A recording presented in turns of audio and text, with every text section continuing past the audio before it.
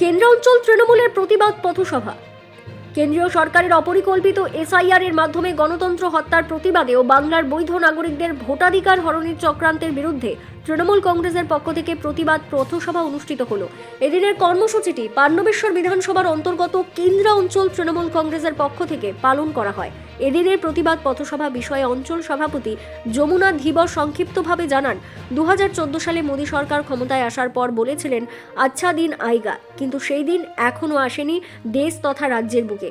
তিনি বলেন, এসআইআর থেকে শুরু করে গ্যাস সংকট, এমনকি নোটবন্দি সহ আরও নানান কারণে মানুষের মধ্যে যে হাহাকার সৃষ্টি হয়েছে তার জবাব 2026-এ মানুষ ঠিকই দেবে। এছাড়াও অঞ্চল সভাপতি আগামী দিনের নির্বাচন প্রসঙ্গে বলেন, ইতিমধ্যেই ভোটের দিনক্ষণ ঘোষণা হয়ে গিয়েছে এবং প্রার্থীদের নামের তালিকাও ঘোষণা করা হচ্ছে। ধীরে ধীরে দলকে জেতানোর জন্য আমরা সবসময় প্রস্তুত এবং আমাদের পাণ্ডবেশ্বর বিধানসভায় যেই প্রার্থী হোক না কেন তাকে কেন্দ্র অঞ্চল থেকে বিপুল হারে লিড দেওয়া হবে। দেখুন, কর্মসূচি ছিল, আপনারা জানেন, সারা বাংলা মানুষ জানে যে এসআইআরকে সামনে রেখে যেভাবে কেন্দ্রের সরকার, নির্বাচন কমিশনার জ্ঞানাস কুমার যেভাবে বাংলা মানুষকে এটা 7 লক্ষ ভোটার যারা তালিকার নাম ছিল সেগুলোকে বাতিল করেছে। আমাদের আইকন অভিষেক বন্দ্যোপাধ্যায় তার নেতৃত্বে পশ্চিম বর্ধমান জেলা সভাপতি পাণ্ডবেশ্বর বিধায়ক তার পরিচালনায় কয়েকদিন থেকে আমাদের ক্যানারা অঞ্চলে বিভিন্ন বুথ ধরে আমাদের বড় 5টা কর্মসূচি দিয়েছিল।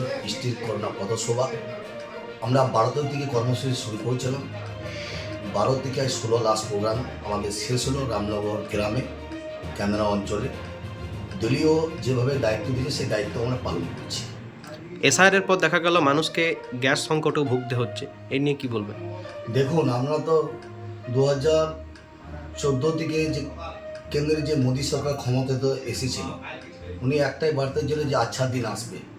আজকে সারা ভারতবর্ষের মানুষ, সারা পশ্চিমবঙ্গের মানুষ যেভাবে এসআইআর নিয়ে বলুন, নোটবন্দি বলুন, গ্যাসের দাম বলুন, বিভিন্ন দৈনিক জিনিসের দাম বলুন, যেভাবে হাহাকার মানুষের, সাধারণ মানুষ, গরিব মানুষ, সেখানে গ্যাসের যে এত দাম দিনের দিন, এটা বাংলা মানুষ কিন্তু 2026-এ জবাব দেবে। নির্বাচনের দিনক্ষণ ঘোষণা হয়ে গেছে, প্রার্থীদের তালিকাও বিভিন্ন রাজনৈতিক দলের ঘোষণা হয়ে গেছে। আগামী দিনে পাণ্ডবেশ্বর বিধানসভার কেন্দ্রা অঞ্চল কতটা প্রস্তুত বিরোধী দলগুলির বিরুদ্ধে প্রতিদ্বন্দ্বী করার জন্য? দেখুন, আমরা শাসক দলে আছি, আমরা বিভিন্ন মানুষের প্রত্যেকটা ক্ষেত্রে আমরা মানুষের সুখে দুঃখে 24 ঘন্টা আমরা প্রহরী হিসেবে, সৈনিক হিসেবে প্রত্যেকটা মানুষের পাশে আমরা আছি, ছিলাম, থাকব। আমরা জানেন যে এই এসআইআর নিয়ে যারা BLO 2 আমাদের দলের যারা কর্মী, যেভাবে ক্যাম্প মেলাতে আমরা প্রত্যেকটা সাধারণ মানুষের ফর্ম ফিল আপ থেকে বাড়িতে বাড়িতে যাওয়া থেকে BLO 2 দিকে যেভাবে আমরা হেল্প করেছি, আমরা এটা কিন্তু বাংলা মানুষ কিন্তু পাণ্ডবেশ্বর মানুষ কিন্তু দেখেছে। বিজেপি মিথ্যা কথা, মিথ্যা প্রলোভন, 4.5 বছর তাদেরকে ভোটের সময় দেখা যাবে, বাকি উন্নয়নের সাথে থাকে না। আমাদের এখানে যেই প্রার্থী হোক তাকে আমরা জিতিয়ে মমতা বন্দ্যোপাধ্যায়ের হাতকে শক্ত করব এবং ক্যানারা অঞ্চলে আমাদের বিশ্বাস আমরা লিড করে আমাদের যেই প্রার্থী হোক তাকে জিতিয়ে দিদির হাতকে শক্ত করব এবং দল যা কর্মসূচি দেবে সেটা আমরা পালন করব। আমাদের দলের কালকে ক্যান্ডিডেট নাম তালিকা ঘোষণা হবে।